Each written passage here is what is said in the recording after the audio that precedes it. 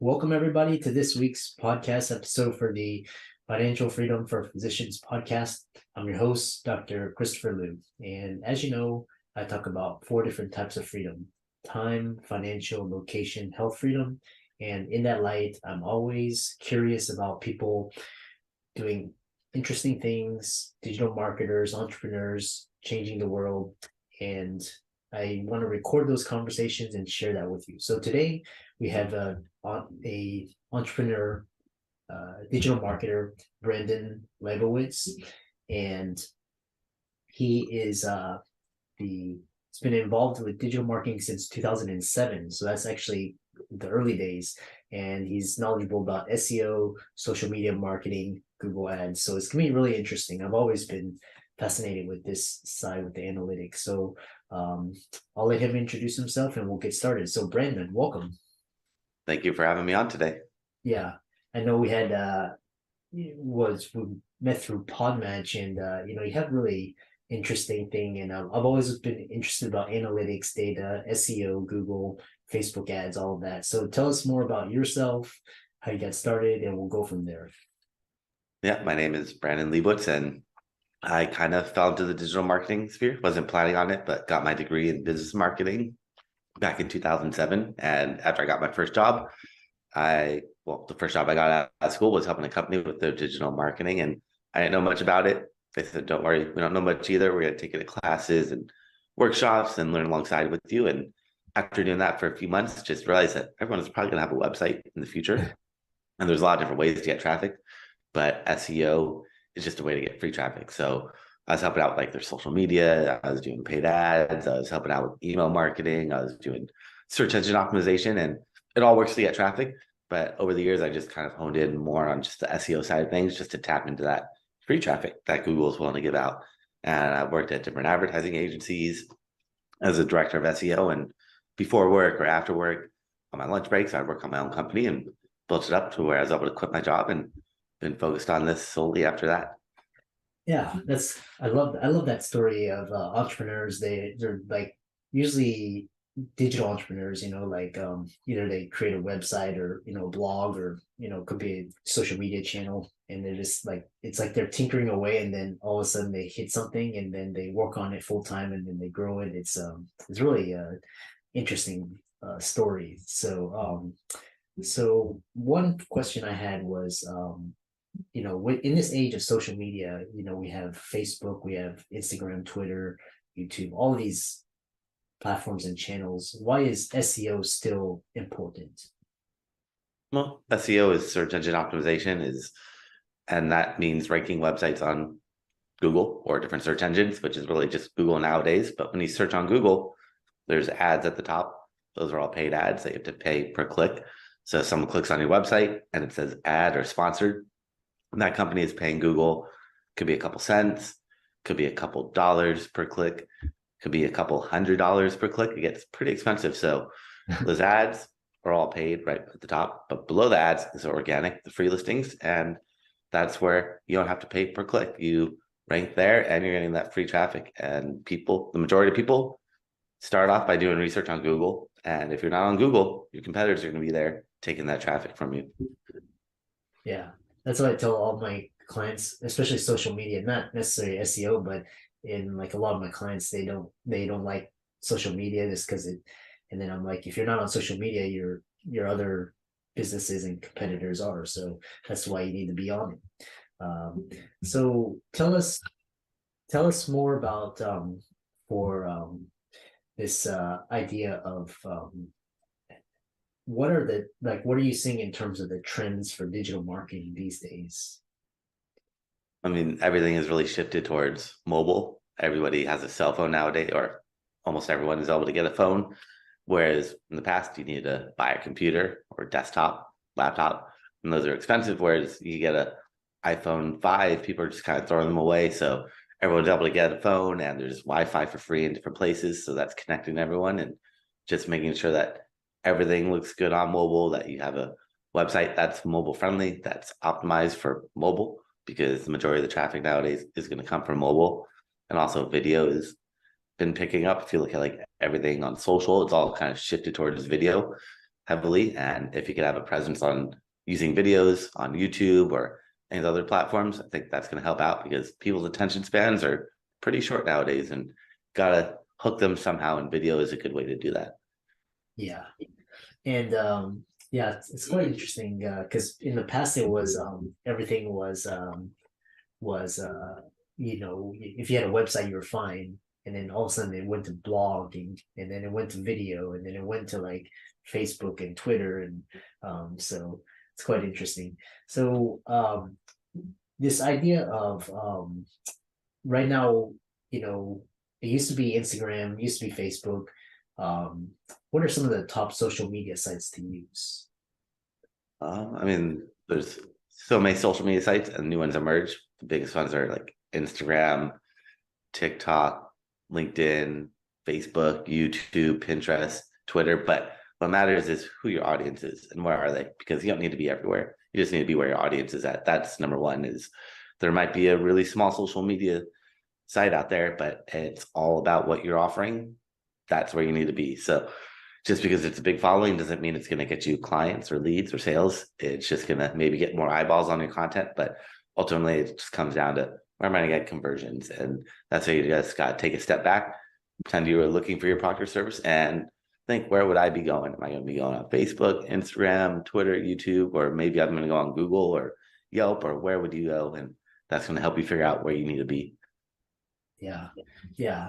And how do you turn followers into sales? What kind of techniques and strategies do you use? That is also kind of tough, getting people off of social and onto your website, but you got to have some incentive, something to make them want to leave social media, because if they're on social media, they're there to connect with friends, family. They're not really there to shop. Some people might, but most people really aren't. They're there to kind of get away from the world for a little bit. But if you have an enticing offer or some incentive, saying like, if you go to my website right now, I'll offer 20% off discount if you're selling e-commerce, or if you're a service-based business, you could offer some sort of discount. But a lot of the platforms kind of lock you in, so it's tough to get people to leave. So that's where you just have to offer some incentive or have a bio that has something unique with a good call to action to really get people to leave social, which is not the easiest thing to do. Uh-huh. So the idea is to take them, like use your social media platforms and convert them onto your website, and then increasing website sales and leads. What are you seeing? Yeah, no, definitely. So everything is really to get people off of one website and onto your social media, is just to get people to your website, because you own your website, you don't own social media, and they could take you down or drop your reach and all these things. So you want to always send people to your website. And once they get to your website, then you got to make sure your website's optimized to convert that traffic into sales. And that's where you also got to just make sure everything's easy to find. It's all loads quickly. Make sure that you have a call to action at the top of your website. Make sure you have like a value proposition offering the benefits that they're going to get from using your product or service. Maybe have some bullet points, and make sure this is all at the top, that they don't have to scroll down to see any of this. This should be all at the top of the page, above the fold, because whatever you see above on the screen is called above the fold, and 70% of people will never scroll down or swipe on the website. So you have to have all the important information at the top, and that's going to really help out. Yeah. Um, which is yeah, that's it's the other thing that you talk about is backlinks, and you talk about building backlinks safely. I didn't realize that backlinks could be unsafe, or tell us more about that. Well, a backlink is a clickable link from another website that points to yours. So if you're reading an article in the LATimes.com and it says Brandon Leibowitz, and you click on that and it goes to my website, I'd be getting a backlink from the LATimes.com. So the more websites that link to you, the more trust Google gives to you, and then they're going to rank you higher in the organic search results. So in the past, it was a numbers game. If I have 100 backlinks and you have 200, you would rank higher than me. But now it's not the number of backlinks, it's the number of quality backlinks. And what is a quality backlink? Quality backlink is just a website that's related to you. That's the biggest thing. So if you're a doctor and you're getting a backlink from a restaurant, that looks a little strange to Google. Like, why is a restaurant linking to a doctor? But if you're a doctor and you're getting a backlink from a health related website like WebMD, something like that, that makes a lot more sense. So you gotta find sites that are related to you, because if it's not related to you, Google's gonna get thrown off and not really know what your page is about and potentially rank you for the wrong type of keywords. Oh, interesting. Yeah. So, um, and then when you talk about tracking website analytics, what tools and tips and strategies that you use? There are a ton of different ways to track, but there's a free tool that Google gives out called Google Analytics. It's a free tool and it will show you pretty much everything you want to know about your traffic, where they're coming from, how long they stay on your website, what page they visit, what pages they leave from, which like if you're a blog, you'd see which blogs get the most traffic. If you're an e-commerce website, you can see which products get the most traffic, and tells you a wealth of information. It's kind of like data overload, but the more data you have, the more information you're be able to get and make statistically informed decisions about your traffic and use that to better optimize your website. So I always tell people you gotta be tracking everything. If you're not tracking, you're just kind of going at it blindly, not knowing what's working and what's not working, when all the data is there and it is free with Google Analytics. Yeah.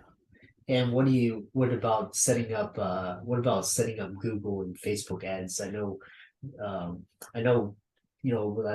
if you have that marketing and advertising budget, Google, Facebook ads, what sort of trends are you seeing? Because these platforms are getting quite expensive. So are you seeing like more content marketing or more organic marketing, or are you seeing like Instagram ads, or I know YouTube and LinkedIn had those as well? It just depends on where your audience is. Again, you don't need to be everywhere. You need to just be where your audience is at. So usually most people are going to start by searching on Google. So you can run some Google ads then, but there's also video ads that Google owns YouTube, and those ads are much cheaper. They're actually free for 30 seconds on YouTube. So if you watch a video ad on YouTube and you skip it after 29 seconds, that company doesn't pay a penny. After 30 seconds, then they pay like 5 or 10 cents. I mean, there's a ton of different ways to set up YouTube, but you can get free advertising, and it's all about just finding your audience and finding lower cost per click type or lower cost ads, because Google ads are going to be expensive, but there's a ton of different ads that Google offers, like banner ads, video, discovery, and all these other topics or other types of ads that are much cheaper. They're not cheap, but they're a lot cheaper than the search ads, which could be $10, $50 per click, and those are very expensive. Yeah, yeah, yeah. It's like it's if you're a digital marketer and you know these things and you know how to like get traffic and attention very easily and very cost effectively, you can do wonders. So tell us where all this fits in terms of it looks like email marketing, that's kind of the email list, and that seems like it's another strategy in addition to ads and social media marketing, SEO, and all of that. Email is the most effective because look at how much spam you get every single day, but you gotta collect emails. And that's the tough part. How to get people's email addresses. Once you get the emails, then you gotta offer them value. If you're just promoting yourself, you're gonna get unsubscribed. So you gotta offer value to your email list and nurture them and just give good content. Never promote yourself. Just give that value, because once you start promoting yourself, you lost people. They're not gonna trust you anymore. Yeah, yeah, yeah. Lastly, it's been a great conversation. How can people find you, follow you? I know you're on YouTube, and contact you. Yeah, so for everyone that wants to learn more, I create a special gift for them. If they go to my website, seooptimizers.com, that's seooptimizers.com/gift. They can find that gift there, along with my contact information and a bunch of classes I've done over the years. I've thrown up there for free. And also, if they want to book some time on my calendar for a free website analysis from an SEO point of view, I'm happy to do so. And they can book some time on my calendar there. Yeah. And for all the listeners out there, Brandon's resources will be in the links and show notes. Thanks so much for coming on, and it's been a great conversation. And hopefully the audience got motivated or inspired or had some key takeaways. So thanks so much, and we look forward to hearing about your future success. Thank you for having me on today.